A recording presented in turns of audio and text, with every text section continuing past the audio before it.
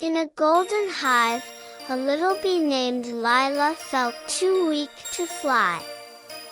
She curled up inside her honeycomb, worried she could not help her family. The other bees noticed and quickly buzzed around her.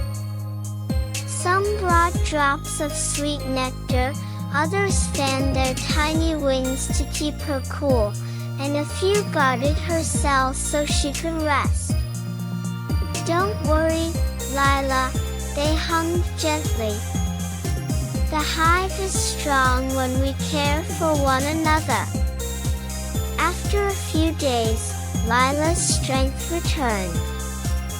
She buzzed happily, joining her friends in the meadow.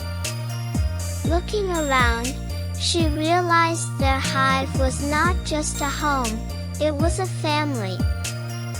Moral: caring for the weak makes the whole community stronger.